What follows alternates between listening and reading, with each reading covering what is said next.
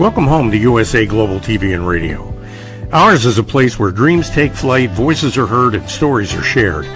This is where cultures meet, connections are formed, and ideas are transformed into action. This is your destination for authentic storytelling, diverse perspectives, and meaningful conversations. We're where global stories unite and bridges are built beyond all borders. Discover our world of education, entertainment, hope, and inspiration. Together, we're building bridges worldwide. Subscribe to our USA Global TV channel and download our USA Global TV app. Be our guest or join our team. Visit usaglobaltv.com. With heartfelt thanks to our executive producer, Dr. Jacqueline Kerbeck, music scored by Yifei Tang from Cloud Road Music, creative direction by Paul Garcia, and I'm Al Cini, and I'm very proud to be part of the USA Global TV and Radio family. So join us here at USA Global TV and Radio. Make us your home for global connection. All rights reserved. This video and its contents are the exclusive property of USA Global TV and Radio. Unauthorized use, duplication, or redistribution in any form is strictly prohibited. Thank you for being a part of our global community. Let's inspire together.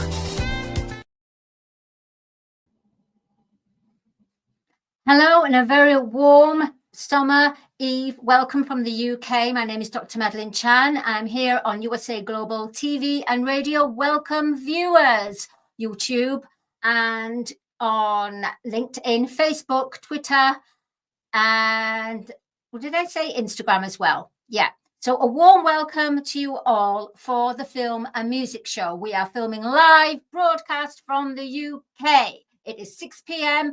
and right now we have a fantastic guest for this week. In fact, this is quite a magical story, actually. We had somebody else booked for USA Global for the Film and Music Show, but they couldn't make it due to evacuating people and being an earth angel and a warrior out there. So with that, not only did she do that, Deborah Wooten from Webra, but she also recommended today's guest, which is wonderful, David Sinclair. He's based in Leicester.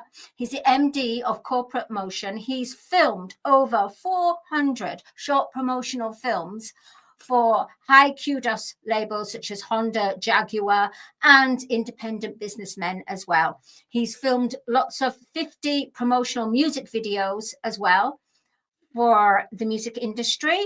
And not only that, he is really has a good heart, and he's very much for on the spur of the moment, spontaneous. So we want to say thank you for David Sinclair for being a guest, a last minute guest, for stepping in for the lovely Deborah Wooten. And that is because Victoria from the Business Growth Crowd, we were there this morning and we made the connection with Dave and the magic happened. And USA Global TV and Radio were there with the Film and Music Show. And that's why we're here. So here we are. Let's bring him on. The wonderful, amazing David Sinclair. Hi, good day to you, Madalene. And thank you for inviting me on today. Very much. Thank you, David. Thank you so much in every way. So, David, with all our guests, we ask everyone to share with them in a 1 minute kind of networking type of way, or just a natural way to explain what you do and what you do, and then we'll go on from there and talk about the whole spanning of being a soldier, from a soldier to a filmmaker. Sure. Well, hi everybody. My name's Dave Sinclair. I'm the MD of Corporate Motion. It's an independent film and photography company based in Leicester in the UK. I've been doing this professionally since 2007, although I actually got into filming in 1981. So I've been doing it quite a while in the background. But more about that to come shortly. Thank you for sharing that, Dave. Do you prefer David or Dave? Dave's better.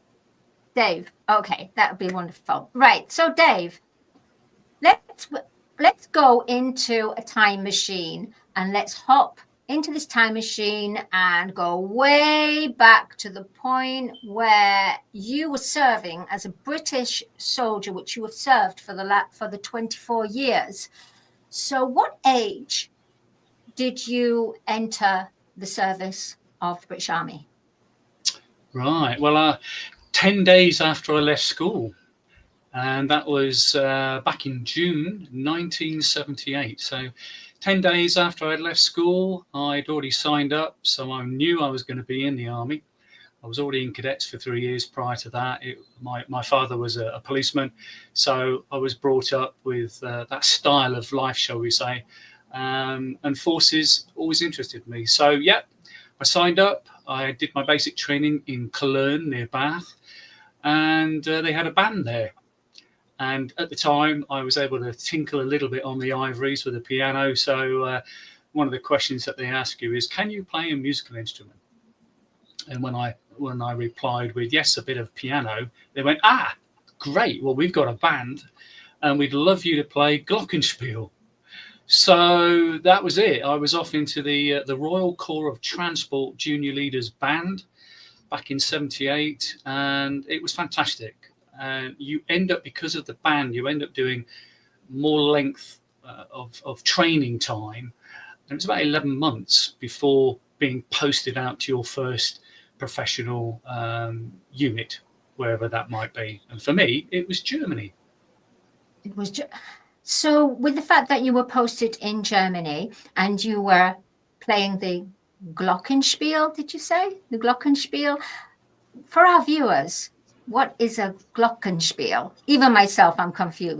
Is it a xylophone? I have no idea. Could you share it with us? The xylophone's got wooden blocks. With the Glockenspiel, it's got metallic blocks. So you hit it, you hold it like this. It's like a lyre formation with lots of steel blocks, and you hit it with a ball on a stick, which is quite flexible. So you can actually, a little bit like a drumstick, you can get a bit of a bounce off the top of the snare, of the skin, and you have to memorize where you are going to be playing, because not only are you playing, you are marching at the same time. And depending on where you are in the rank structure, if you're in the center, you have to keep eyesight left and right of you to make sure that you're in line. And likewise, if you're on any one of the end lines and you're marching in 4, you have to look to your left or look to your right, and also listen in for the big bass drum, which will do a double tap to bring the particular song or track that's being played to an end. So there's lots going on, and you also have to think about the formation that you're doing, because it's a public display. And with carrying the Glockenspiel, how heavy was it? I mean, not how heavy, but how did you carry it? You have a harness with a cup, and then the pole rests into the cup. So, but occasionally the stitching does come undone. And what happens is the pole will go through the cup, and if you're not careful, will certainly injure your groin area. First-hand experience. Thank you for sharing that story, Dave. So with regards to the British Army, and you were posted to Germany, were you posted in areas of war? Well, back then, we had the Berlin Wall up. So we had the East and West Germany. Russia was seen to be the enemy back then. And there was no proper war, but we were obviously exercising Germany for a potential war that could take place at any time. And because I was over there so long, I was there actually when the Berlin Wall came down. East and West Germany became unified, and it became one German land, or one Germany. And back then, when just give you an idea of the money exchange rate at the time, as a gesture of goodwill, the west part of the old Germany did a 7-for-1 exchange. So if the East Germans had Deutschmarks in their hands, when they unified, they actually got 7 times the amount. So they were 7 times richer, depending on how much money they had, of course, in the bank. Great gesture from the West. We had lots of Trabants come over to us from the east side with their little engines with lots of puffy smoke coming up everywhere. I remember that clearly. But with the options for change kicking in, because Russia was no longer seen to be the big enemy. We had 55,000 troops overseas, British troops overseas at the time, and they were called the British Army over the Rhine. Options for change kicked in. Parliament decided then to move cull a few regiments and corps. So I was in the Royal Corps of Transport at the time, and then overnight, pretty much, 5 corps were completely gone. And then we were all formed into what's called the RLC, or the really, sorry, that's what I call it, the really large corps. It was the Royal Logistic Corps. So we went from 55,000 English troops overseas to 22,000. Isn't that good? Do you feel that's a good number in the way that war was deceasing, or any kind of form of, because the Berlin Wall, and now it's down, so you're saying that because the Berlin Wall was down, there was no need to ship the troops as much as you had over there? It was the politicians at the time decided that we didn't need that amount of British Army over the Rhine troops. It was a money-saving exercise, of course, if we can cull various regiments and units. They brought in volunteer redundancy at the time. So if people felt they've only got 1-2 years left before their whatever they've signed up for, 3, 6, 9 years, 22 years, if you signed up for 22 years, your monthly rate of pay was higher than it would be if you'd only signed up for 3 years. But of course, you committed to 22 years. What a colourful life, Dave, in the British Army. So you served 24 years. From being in the British Army, did you have any experience of any kind of filming there? Well, the filming bug, as I call it, kicked in 1981. And I went out to Germany in 1979. I was, 18, just coming up 18. And I went out to Northern Ireland on my first tour, 22 days after I turned 18. You can't go before 18. And I'd already bought a video camera, and I just fell in love with the task of filming something and producing an edit from what I'd filmed. That was my creative mind. I was always good at music and art at school, so I do have a creative mind, and it progressed into the filming. So yeah, 1981, got the film bug, bought my first camera. It was a Sony, very expensive, I remember it. Used to use little mini VHS tapes back then. Of course, we've moved many years ago over to digital, and but yeah, back then that's when I started filming. So I was going on exercises, and I was doing mini documentaries, out on exercise. The lads loved being filmed. At the end of the exercises, once I put it all together, we'd end up going down the bar, and I'd play it back on a VHS video cassette player, and we'd had a couple of beers and just take in what we did on exercise. It was, for us, obviously nothing secret stuff, certainly nothing that would, if it was ever found, not that it was, but ever found on the internet, it would put us in hot water, shall we say. Thank you for sharing that, Dave. So with regards to 1981, as you were saying, which is the prominent year of you having this passion connected with the camera and all its mechanism of it. So 1981. So from there, did you open your own business, or did you go work for TV networks? No, so I didn't retire from the forces until 2002. So many years later, and also many cameras later. Now I'm on my 15th, 16th camera. Back then, as I was being moved around, which is typically every 3 years, being in the Royal Corps of Transport, you're a corps man, and typically we'll move on every 3 years. We'll get posted. So different unit, different location, different surroundings. Oh, something else you need to film. And so started filming Northern Ireland training, did documentaries for us on what the 12 weeks of training consisted of. Bosnia training, and then I ended up doing an 11-month Bosnia tour. took my camera out for that one. Did lots of pretty much weekly, if not daily, filming, just to keep everybody on their toes and just doing reportage stuff. But that film bug from 81 never left me. So 2002, I retired from the forces. Where I live now in Leicester is actually, Leicester was my last posting in the forces. So this was my last place. And where I was stationed on the military army estate, married quarters, half of them came up for sale. So I had to camp out for 10 days to purchase the house that I now live in. And that was back in 2000. So I've lived in this house 25 years. It's an ex-army quarter, and it was the right place at the right time. 2002, as I say, I retired, and then I moved into telecoms and IT, still filming though. And my next door neighbor knew this. It was a hobby of mine at the time.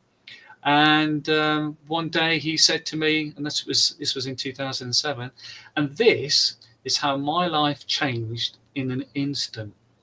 I was hoovering my front garden. He calls me over and he says, I know you do filming. And he said, I've got a very good friend of mine who is a area manager, a director for B&Q. And in 9 weeks' time, over in Peterborough, the B&Q super warehouse will be opening up to the public. They are requesting somebody to go out on a weekly basis and film the warehouse being filled up with items, film the night crew putting stuff into the shelves, putting all the plants into position. Is that something you'd be interested in? Too right, Colin, thank you very much. What do I do next? He says, well, here's the guy's details. Give him an email. So I did. Cut a very long story short, I got the job. I had to do it on weekends. So I was still working for telecoms and IT at the time. And back then, I was asked by the director, how much is this going to cost us? Now, if you can imagine working for a telecoms and IT company, I had not done anything professionally for anybody before. So, and B&Q being a big brand name, and I was thinking, I don't really know what to ask for. So before I opened up my mouth and gave him a price, I did say to him, do you have a budget in mind? And he said, and they did checks back then, we'd be hard pushed to get a check for more than £5,000 out of us, out of the system. I went, right, okay, I could work with that. So I did. £4,350 is what I quoted them. I wrote a very long email, giving them a full breakdown of what they were going to get for their money, how I was going to approach it. And following morning, 10:10 it was, I got a phone call from him saying, we'd love you to work with you, and we'll get in contact with you again closer to the film day. That set me up. So if it wasn't for Colin beckoning me over while I was cutting my front lawn, we wouldn't have had that conversation, and I probably would not be here doing what I am doing. I probably would still be doing telecoms and IT. That's an incredible story, Dave, in the way that the hands of time, fate plays into it.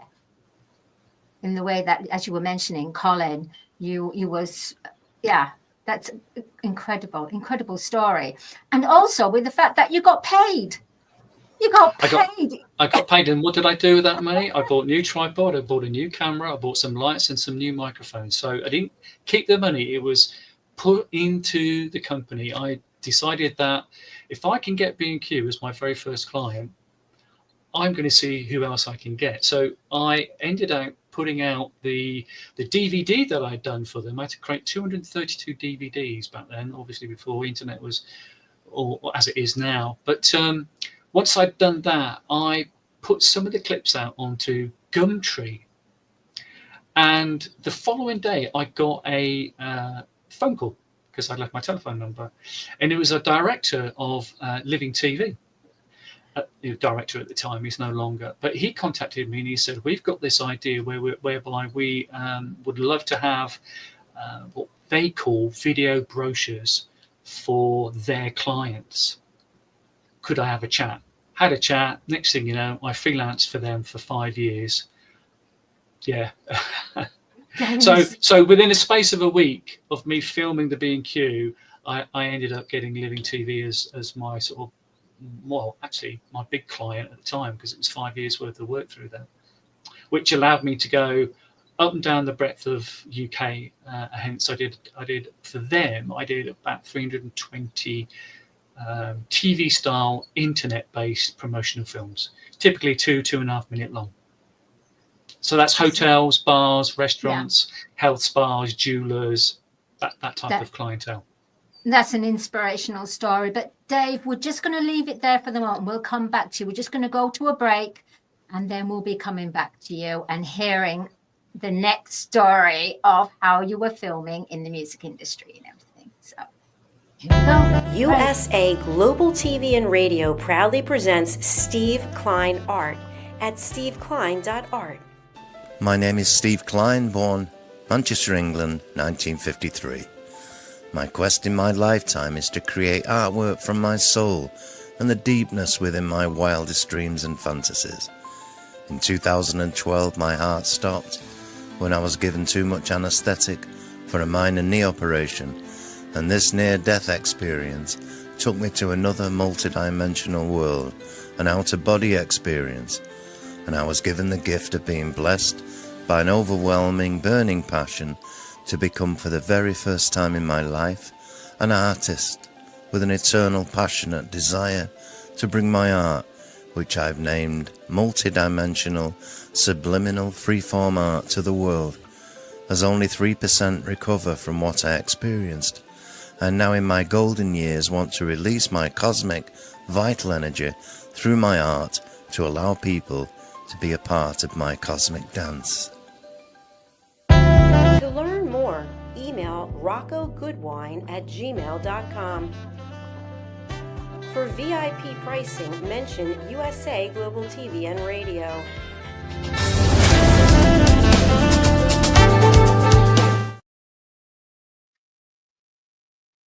Hello and welcome back to the Film and Music Show. So just before the break, we were talking to the phenomenally talented David Sinclair, who has been telling us the story from a soldier to a filmmaker. So as we're going to carry on, let's bring the wonderfully talented Dave Sinclair. Hi, Dave. Hi, Madalene. Hi, everybody. So, as we were speaking, you were sharing with our audience about your IT and how you worked for BMQ, and from BMQ you did live TV connections. Was it live connections TV? Living TV. Living TV. I'm sorry, Living TV. So now we're going to talk about the big part that you play when it comes to filming music videos, because we have a lot of artists that watch this show. So they would be very interested in, number one, who have you filmed the music videos for, and what does it take to prepare for a music video? Well, it's actually multifaceted. It isn't just about creating a music video. There are other layers in between, and I'll explain. So it doesn't happen anymore now, sadly, but many years ago we used to have what's called the Summer Sunday Weekender. It was a 2-day event here in Leicester at De Montfort Hall. And back then I was invited to be one of the cameramen team to film the artists up on stage, or I would be filming them from a lower ground level whilst they were directly in front of me up on the stage. And there were Sophie Ellis-Bextor, Supergrass. I'm trying to think, we're going back a long time now, but I ended up doing that for 2 years. And over that 2-year period, ended up filming over 50 bands. Because of that experience that I got filming live events to the sort of party in the park style of things, I got picked up by a company called Big TV, and they used to do these big, huge, massive party in the parks. We're talking, tens of thousands in a field. And I'd be up on the stage with other cameramen, and we'd be on a talkback system, and the director would say, right, we've got Toya Wilcox coming on in a few minutes, be ready, Dave. Okie dokie, I want you to concentrate just on her, on wherever she moves around on the stage. And so you would get instructed, because of course they're looking at their screens around the corner in a truck. So when you've got 5-6 cameras, they can talk individually to each of us to say, well, I want you to concentrate on the drummer, for instance. So lots of experience doing that. And whilst the artists are being swapped on the stage, it's a great time to then move the camera and point it down to the stage, off the stage, down to the audience. So they can see what my camera is seeing on the big screens, which are typically left and right of the stage area. So if you can imagine looking down, I'm panning across, they're looking up, they've typically got the Union Jack hats on, they're waving the Union Jack flags, they've got Union Jack waistcoats on, and they're waiting, yeah, and they go crazy because they can just see themselves up on the stage. They love it. So we did that whilst, you know, the stage was being moved around, and the next artist would be preparing to come on, and then it was on, and that was a pretty much all day and into the evening affair. But through that got me to film as many bands as I did over the years. And then when it comes to filming a promotional band, I have my own personal way of filming, and I think it works well. So just to give you an example, I filmed a Leicester-based band called Jersey Bud. Very talented man who's been on the music scene for many years. And I actually filmed him many years ago whilst he was being interviewed, whilst being on Market Harbour FM radio. So he was no stranger. So what we did, we went to a location to shoot, and locations are always the hardest thing to find for any video shoot, not just for a music shoot. If you've got a location, that is a big, massive tick. They had a location, it was a music studio. So what was my approach to film them? There were 5 members in the band. So I brought one camera, that's all. Not multiple cameras. I've actually got 4 Blackmagic cameras, but I brought one camera along. I put a wide angle lens on, and I decided then that I was going to film 3 members of the band in that one single wide angle shot. The other 2, which were on the right hand side, one was on a piano, one was sat on the stool playing a bass guitar, and I shot them on the second take. So basically what they were doing, they would be miming all the way through the music track. I'm only concentrating on 3 people at this moment in time. These 2 aren't even being seen. Take a seat, guys, and relax. Have a drink behind the camera. So once we've done that, these 3 then can take a rest, because now I'm just going to concentrate on these 2 people. So get them to come into sight. Okay, everyone else now, except for the lead singer, go and take a break. And then I got the lead singer to stand directly in front of my lens, and I got him on a really tight shot, head and shoulder shot. And it got him to sing the entire track all the way through from start to finish. Then I'll do the drummer. So basically, I'll take it in turn to do groups of people or individual people, whilst the rest of them are taking a break, and all they're doing is they're miming and playing along to the track. We did it in 4 hours. 4 hours from start to finish.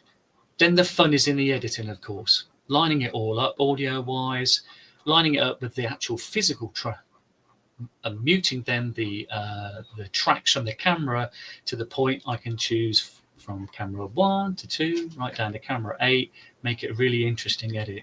And that was good for them. They'd not done it before like that way. The quality of the camera hadn't changed throughout. Sometimes when you've got 2 or 3 different lenses and you put, cameras, and you put different lenses onto them, like a Samyang lens or a Canon lens, or even a Sony lens, the color coating on the lenses can be slightly different. So even though you try your best to do a white balance, sometimes some of the film shot is maybe more greener or more redder, and then you've got to play around with it in the post edit. Having one camera white balance is correct Yes. throughout. It just makes sense to do it that way. Which is wonderful as well, David, because a lot of people who are beginning their filming career fresh from college and they don't have as much funds where they're able to buy 1 or 2, 3 cameras, just operating on one camera, you have shared valuable tools in the way of just film on one camera. And another way is, wow, you've saved the boredom, because let's face it, being on a music video and filming for hours on end, singing the same verse or the same constantly, the whole band, they get bored and their energy goes down and depletes. So that's wonderful, Dave. It's great how you've managed to bring the energy and kept it going. That's fantastic. Thank you. It's the same principle, not just for filming bands, but if I was to say, if I had a client who's got a restaurant, we need a promotional film, Dave, about our restaurant and how fantastic it looks at night time and what the food looks like. What I'll say to them is, okay, you know your business better than I do. Can you write out for me a bit of an idea of who you are, where you're located, the services that you offer? What do you want to be heard in your video? If they go, I don't know, I really don't know, I'm not used to doing this, then I'll have a look at their about page and I'll glean information from that. And then I'll basically come up with a script, typically lasting 1.5 minutes to 2 minutes, because that's the typical length that we want to. Short, sharp, no waffle. Everything that is heard in the narration has a purpose. So going back to a restaurant, we arrive, I've printed off the script, the voiceover narration script. That becomes my script. So I'm going to use Ragdale Hall, for instance, which is a very nice hall with various health and spa services on offer. So they had a jacuzzi in there, they had a sauna, they had a small swimming pool, they had a very large swimming pool. So when those items are mentioned in the script, then obviously we need to tie in video to go in with what's being said in the narration. If it was what I call general waffle, like for instance the introduction, you don't need to be specific so much. What would be nice though is to open up a beautiful hall in the countryside is with an aerial shot. So aerial opening shot, aerial closing shot. Telling a story is the key thing to any film. If you were to remove the music, listen to the actual story that's being said, i.e. the narration, is it interesting? Does it say who they are, where they are, the services that they offer? Is there a call to action at the end? If you'd liked our video and you'd like to know more information on how to book us, that's your call to action. So by the end of it, hopefully, and this is the idea with any promotional film, once someone has seen it, if it's in their local area, the services that you're offering, are they going to pick the phone up and make a booking? Are they going to take their car in for its MOT at your MOT test centre? That's the idea. You should be able to get your return on your investment that you've paid for your video within 4 weeks, within a month. Slightly different with television. A lot more money is laid out, depending on where you have your television advert placed in between, say, a large show like The X Factor, Britain's Got Talent. Those people will pay a lot of money for those adverts.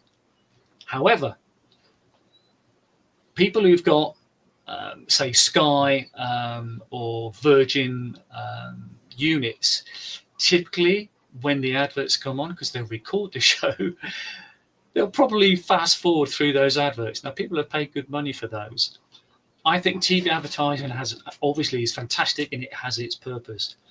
But I think as we move forward, the internet has become more streamlined and more purposeful to have a TV-style internet-based promotional film shown on the internet. Why?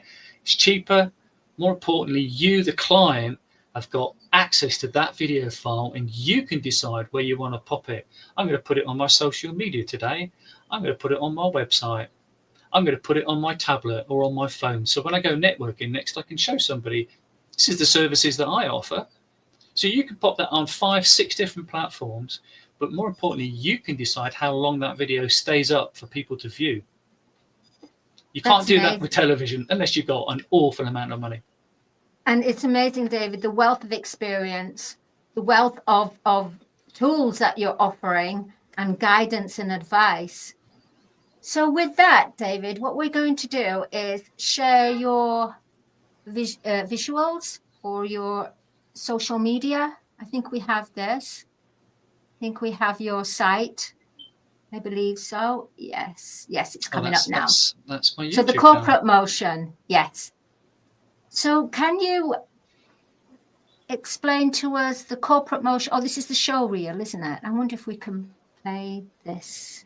Yes, can you explain to us the corporate motion film production you have with all the films? Is that all the films in the name?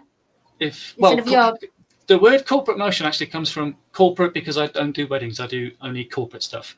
And motion comes from the old motion film reels. So that's where that comes from. And my sort of little logo that I have there has got an iris from a DSLR camera and the tail of a film reel. Wow. This is my and look at all these beautiful costumes and this is my Instagram, not my YouTube, but this Instagram. This is Instagram, not my YouTube. Some photographs on there from various models I've taken, and as you can see on there, I cover all sorts, from my young granddaughter, who's there at the beginning of the pictures. There she is. Wow. To Peaky Blinders. I do cosplay. There's an old photograph of me as Rogel Dawn from Warhammer 40k, which is just a hobby of mine. I've got 8 costumes. But so X, formerly Twitter. There's a younger picture of me before I had grey hair. Fantastic. So with regards to this, David, we are running out of time. So as a reach out to our audience, can you, how can we say, if you want anyone that you'd like to reach out to you, who would you like to reach out to you and why? Any small business, independent one-man band, small, medium and large, blue chip companies, if you have an amazing business but are struggling to showcase that business and put it in front of the public, boutiques on little side streets who don't get the footfall as much as the higher shops do, those are the type of clients which are ideal, because your promotional film can raise your awareness and your brand by the power of the internet, of course. Now, it's all very well having a promotional film created and you think this is fantastic, this is going to bring business. It won't if you don't use it as part of your marketing. The phone will not ring just because you've just had a promotional film created for yourselves. You've got to use it, and use it on a regular basis. It's not like the first 3 months and you're pushing it out there and you think, it's doing me well and I'm getting phone calls, and then you lose interest. It's there forever. Now, kitchen companies, I film many kitchen companies. What they tend to do is every 6 months they'll have new kitchens fitted. They'll remove some older kitchens that have been in there quite a while. I don't need to reshoot an entire video. They ask me to come out and shoot maybe 2 of the new kitchens that they've put in and take out in the edit the older kitchens. So I keep all the projects at least for 1 year for things like that, in case a client decides to have some swap out. Maybe somebody doesn't work for them anymore. Maybe I film something that doesn't even exist in their premises anymore and the wall's been knocked down to make an office larger. So just keeping it for 1 year means I can revisit the project and re-edit it if I need to. Fantastic. And thank you so much, David, for sharing your wealth of experience as serving 24 years in the British Army, then to go on to a phenomenal, ever-expanding film production and company, Corporate Motion. And we wish you a lot of blessings, a lot of luck, you don't need it. You're thriving anyway. Please do come back for interview number 2. That would be great for part 2, because you have so much to share and we want to hear more about it. So thank you so much, David. I'd love to. Thank you. Thank you. I'll see you next time. So my name's Dr. Madalene Chan. Thank you for being here for the Film and Music Show. Remember that the Film and Music Show is sponsored by Audi K Barrier, and today's episode was brought to you by the lovely Victoria Beale from the Business Growth Crowd. And of course, big thanks to Deborah Wooten from Webra, because she made all this happen. And of course, the CEO and founder, Dr. Jacqueline Kerbeck of USA Global TV and Radio. I will see you for next week for another episode of the Film and Music Show on USA Global TV and Radio. Have a wonderful week, everyone. Bye. Get ready to wear the brand that's changing the world of media. Introducing the official USA Global TV and Radio online store. From our TV show hosts to our incredible global guests, you asked, we delivered. Rep your appearance with pride. Whether you've been on air, hosted a show, or tuned in, we have something just for you. Visit us at usaglobaltvradioshoп.myspreadshop.com and start shopping today. Check back frequently. We're dropping fresh new designs all the time. Showcase your role in our global community. These designs celebrate your voice, your story, your presence. It's more than just merchandise. It's a movement of hope, inspiration, education, and elevated listening. Head to usaglobaltvradioshoп.myspreadshop.com. Your spotlight awaits. USA Global TV and Radio. Elevate your style. Elevate the world. Have you ever felt unheard? Like your words float into a void, leaving you invisible and disconnected? How about feeling judged, when assumptions overshadow your truth, leaving you misunderstood and defensive? And then there's that moment when someone offers solutions you never asked for, dismissing your feelings and leaving you more frustrated than before. It doesn't have to be this way. Dr. Jacqueline Kerbeck, the listening mentor, understands. She's here to help you reclaim your voice, build stronger connections, and create meaningful conversations that inspire understanding and mutual respect. Through her groundbreaking books, online and in-person courses, and interactive workshops, you'll learn how to navigate life's most challenging interactions. Discover the power of elevated listening and transform how you communicate. Master setting boundaries and asking permission to protect your peace. Learn to recognize and release judgment, fostering empathy and true connection. Dr. Kerbeck also offers personalized coaching, one-on-one or group sessions designed to fit your unique needs. Whether in person or virtually on StreamYard, her guidance will empower you to thrive. You don't have to struggle alone. The path to deeper connections and better relationships start here. Visit drjacqueline.com or usaglobaltv.com. Join a global community of empowered listeners and transform your life, one meaningful conversation at a time. Dr. Jacqueline Kerbeck is the listening mentor. Start your journey today. Conveniently located in the Cherry Hill Mall in Cherry Hill, New Jersey, Avio Art specializes in custom art and photography printing. From museum-quality canvas prints and stretching to photo restoration, fine art reproduction, and framing with museum-grade glass, every service is completed in-house with exceptional attention to detail. Visit avioart.com or email support@avioart.com. In a world that moves fast, there's strength in the woman who moves with grace. Introducing Bay London, where confidence meets craftsmanship. Each piece is intentionally designed for the woman who knows her worth, crafted from luxurious Italian eco-fabrics, that feel as good as they look. With elegant coverage, effortless support, and timeless style, our swimwear celebrates both your body and your essence. Founded by fashion expert Carrie Sykes, Bay London is made for women who want to feel sexy, stylish, and seen.